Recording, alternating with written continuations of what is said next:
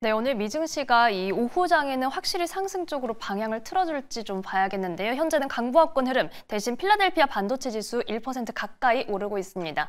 오늘도 시장 대응에 꼭 필요한 내용들 만나봐야겠죠? 글로벌 인사이트 시간인데요. 오늘은 레그넘 투자자문 이충광 대표이사 모셨습니다. 대표님 안녕하세요. 안녕하셨어요. 저희 이 시간에 오랜만에 인사드립니다. 네, 마치 고향에 온 것 같습니다. 네, 오늘 고향에서 한번 또 딥한 이야기 해보겠습니다. 오늘의 주제 바로 한번 체크해 볼게요. 자, 미 국채금리 상승 여력 제한적이다. 이번 주에 지금 국채 입찰이 진행되는 스케줄이 있는데 시장의 시험대다 이런 얘기도 좀 있는 것 같더라고요. 셀 아메리카에 대한 우려가 조금 불거지는 것 같은데 대표님의 뷰가 궁금하거든요. 오랜만에 찾아뵙다 보니까 네. 이제 다른 방송에서 한두 달 된 것 같아요. 이따 말씀드릴 미국 국채 소화 여력, 그러니까 글로벌 수요 기반은 아주 탄탄하고 7월 정도가 되면 이제 10년물 기준으로 장기 국채 금리도 안정화될 거다라는 전망을 조심스럽게 하고 있고 네. 다행히 지금도 오늘도 한 4bp 정도 하락하고 있습니다. 그렇네요. 네. 네, 자, 지금 7월 정도에는 좀 안정이 될 것이다. 그러면 저희가 항상 대표님이 나올 때는 저희가 시장에 대해서 과하게 걱정하고 있던 부분을 좀 덜어주는 이런 관점들을 제시를 해주셨는데 우선은 지금 시장 어떻게 분석하고 계신지 저희가 좀 근거가 궁금합니다. 네. 수익률 곡선을 한번 먼저 보죠. 네. 지금 띄워드리는 페이지의 왼쪽 그래프인데 네. 날짜별로 보시면 됩니다. 날짜별로 이 단기, 중기, 장기 금리가 왔다 갔다 하니까요. 화살표 기준으로 볼 때 작년 11월 5일 트럼프 당선된 수익률 곡선에서 1월 13일 날 이 관세 때문에 이제 굉장히 우려가 많았죠. 그래서 물가가 많이 더 튈지 않겠냐 해서 빨강색으로 전체적인 단기, 중기, 장기, 그러니까 2년, 5년, 10년, 30년물 금리가 쭉 떴습니다. 그때 10년물 금리가 사실 전고점이라고 할 수 있는데 4.803까지 떴었어요. 네. 그러다가 4월 2일 날 그 판때기 갖고 나와서 무지막지한 관세 때렸지 않습니까, 트럼프가. 그러고 한 며칠 있다가 이거 물가도 물가지만 경기가 이제 이거 속된 표현은 조금 박살나겠네. 이래서 4월 4일 날 파란색으로 금리 수익률 곡선이 쑥 떨어져요. 그때가 10년물 금리가 3.99 몇 프로까지 떨어질 때입니다. 그런 이후에 지금 지난 6월 9일 현재 검정색까지 다시 툭 튀어서 10년물 금리가 4.5 찍었다가 4.4 왔다 갔다 하고 있단 말이죠. 이런 배경이 그 다음 페이지 보시면 이 관세, 모든 게 관세 때문이잖아요, 지금. 물가가 다시 뜰 거다라고 해서 아까 1월 13일 날 4.803까지 떴었다고 했는데 그 이후에 그 경기 우려 때문에 좀 가라앉았다가 지금 다시 뜬 이유가 제가 최근에 이 관세의 영향이 뭐 기업 실적이건 물가건 실제 이제 그 적용이 되는 기간이 4월 초부터 관세를 과감하게 올렸었잖아요. 그러니까 4, 5, 6월 달 지금 현재까지 이제 본격적으로 관세 영향이 어떤 식으로 나타날 거란 말이죠. 그때 예전에도 제가 한번 보여드렸지만 실시간 물가지표 트루플레이션이라고 하는 걸 보시면 쭉 연초에 안정됐다가 빨간색 동그라미 안쪽에 4월 말까지 괜찮았다가 5월 들어서 갑자기 쑥 뛰어요. 이게 이제 뭐 따로 트루플레이션이라 뭐라고 말씀드리진 않겠지만 민간에서 블록체인 기반으로 미국 같으면 한 200만에서 250만 개 로데이터를 가지고 실시간으로 발표하는 미국의 그 민간에서 발표하는 YOY CPI 지표라고 보시면 되거든요. 1.1점 그때 한 3, 1.4 수준이었다가 2%까지 확 뜹니다. 그러다가 최근에 조금 떨어지고 있긴 하지만 어쨌건 추세가 중요한 것이거든요. 그러면 4, 5, 6월 달 아직까지 지난주에 발표된 PCE 물가가 이 전달 걸 발표하는 거니까 물가가 아직 반영을 안 된 것 같아요. 그런데 내일 그리고 이번 주 금요일로 예정돼 있죠. CPI, PPI 이때부터가 이 관세 영향이 얼마나 물가에 반영이 됐는지를 좀 자세히 봐야 될 타이밍인 것 같고 이런 전반적인 것들을 그리고 또 지난주 6월 6일 날 고용 보고서 굉장히 훌륭하게 나왔었잖아요.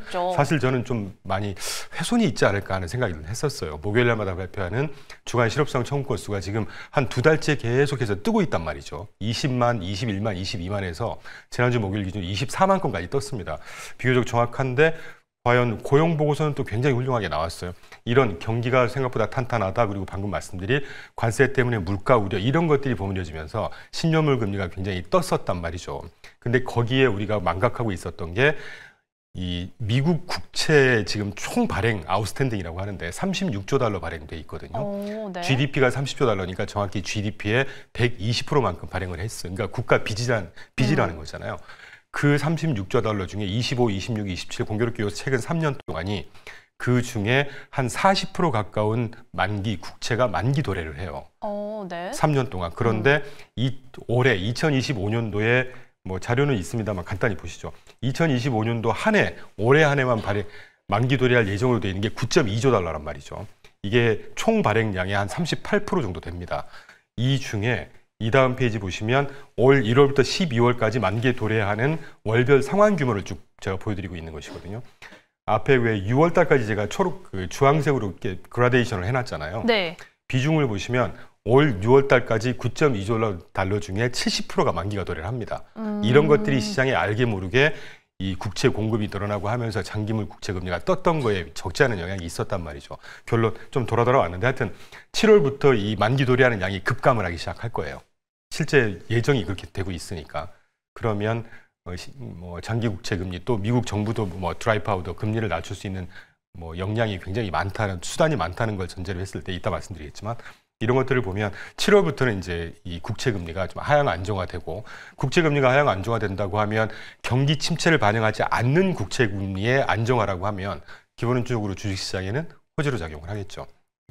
자, 7월에는 국채 금리가 좀 안정이 될 거고 증권 시장에는 좀 호재로 작용을 할 수 있다. 앞서 그리고 좀 이 시장을 안정화할 수 있는 조치들이 있다라고 얘기를 해주신 것 같은데 잠깐 뭐 드라이 파우더 이런 말씀을 들었어요. 네. 제가 가끔 쓰는 용어인데 그 프라이빗 에쿼티 PE 하우스에서 네. 투자를 실제 하지 않고 언제든지 실탄을 갖고 있는 현금성 자산을 보고 드라이 파우더라고 하거든요. 비유적으로 지금 보시는 미국 정부에서 맘만 먹으면 이 장기 국채 금리건 뭐건 충분히 안정시킬 수 있는 수단이 굉장히 많습니다. 예를 들면 지금 우리가 잘 알죠. 정책금리 뭐 다음 주인가요? FMC 이스트인데 이번에 동결할 것 같아요. 경기가 워낙 탄탄하게 나왔고 고용시장이 워낙 세게 나왔으니까 정책금리가 지금 주요 선진국 중에 가장 높은 수준입니다. 지금 상당 기준 4.5란 말이죠. 예를 들면 경기가 조금이라도 훼손이 되는 부분이 보인다거나 이게 언제인지 모르겠어요. 하반기에. 그렇게 되면 25EP 보통 한 회 스몰 스텝이라고 할 때 빅 스텝, 자이언트 스텝, 이븐 뭐 75EP, 100BP도 한 방에 인하시켜도 끄떡없는 아주 충분한 높은 수준의 그 정책금리란 말이에요. 그거 있죠. 그리고 지금 뭐 지난 3월까지 매달 250억 달러씩 QT하고 있었지 않습니까? QE의 반대입니다. 시중의 유동성을 채권을 팔므로써 빨아들이고 있는 작업을 조금 줄여서 지금 매달 50억 달러씩 줄이고 있는데 그거조차도 종료해버릴 수가 있어요. 그리고 또는 양적 완화. 우리 왜 2007년도 금융위기 때 시중의 채권을 마구 사들이면서 정부에서 그게 양적 완화잖아요. 그 양적 완화의 수단이 오퍼레이션 트위스트라고 해서 좀 해먹은 표현이긴 한데 단기물 가지고 시중의 유동성을 조절했던 걸 장기물을 갖고 쭉 조정해버릴 수도 있는 이런 수단 등등 굉장히 많다는 얘기죠. 그래서 4.5 정도가 10년물 금리의 마지노선 정도가 되지 않겠냐. 이제까지 보시면 1월 13일에 4.8 찍은 이후에 지금 4.5 정도로 계속 수렴하고 있습니다. 네. 4.5 가까이 되거나 조금 넘으면 시장에서 사자가 계속 들어오면서 금리를 누르고 있단 말이죠. 뭐 그런 정도의 시장의 호재로 작용할 수 있는 금리를 좀 다뤄보고 싶었죠, 오늘은. 한간에서는 이 미국 국채 10년 금리가 뭐 뉴노멀이 될 수도 있다 이런 의견도 있어서 저도 오늘 좀 겁을 먹고 왔는데 이 4.5가 좀 마지노선이 될 수 있다라는 얘기를 해주셨습니다. 네. 대표님, 최근에 시장에 대한 우려가 또 한 번 불거졌던 게 우선 뭐 테슬라, 일론 머스크와 트럼프가 싸운다. 단지 이것만으로 그 주주분들이 놀라신 것도 있지만 이를 통해서 이 감세안이 정말 괜찮은 건가에 대한 시장의 우려도 이거 좀 어렵습니다. 나왔던 것 같은데. 네. OBBB라고 하죠. One Big Beautiful Bill이라고 하는데 네.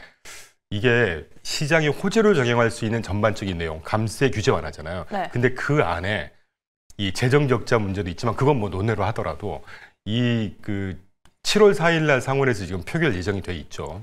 근데 이게 실제로 표결이 만약에 그날 한 방에 딱 된다 그러면 호재로도 작용하겠지만 단기적으로는 좀 악재 요지가 있어요. 이게 뭐냐면 TJ라고 해서 트레저리 제너럴 어카운트라고 해서 재무부 일반 계정이라고 합니다. 나라의 국간 역할을 하는 곳이거든요. 나라의 국간. 그러니까 우리나라 같으면 기획재정부 그 통장 잔고에서 정부 지출을 하는 창구란 말이에요.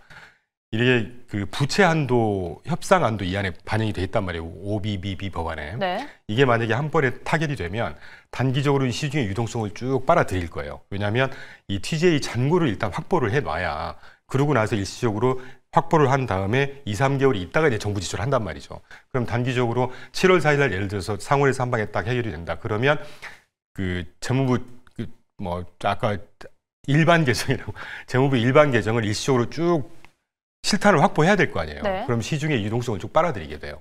그러면 유동성이 빨려 들어간다는 얘기는 증시에는 단기적인 악재로 작용할 수가 있겠죠. 이제 그런 것들이 막 얼버무려져 있는데 우리가 보통 전망이라고 할 때 뭐 1, 2개월 투자하고 말 거 아니잖아요. 그쵸. 향후 6개월 정도 이상 전망한다고 볼 때는 연말로 갈수록 그런 갑론을박 노이즈에도 불구하고 결국은 경기 지금 탄탄한 거, 현재까지 탄탄한 거로 나왔지 않습니까? 그리고 어쨌건 지금 아까 언급해 주셨지만 런던에서 뭔가 생산물이 나올 겁니다. 긍정적인 결과물이 나올 거예요. 미중 관세 협상이 뭐 이런 것들. 그리고 OBBB 이게 이제 아까 뭐 악재도 있다고 했지만 전반적으로 볼 때는 감세, 규제 완화 이걸 이제 정책적으로 실행을 할 거란 말이에요.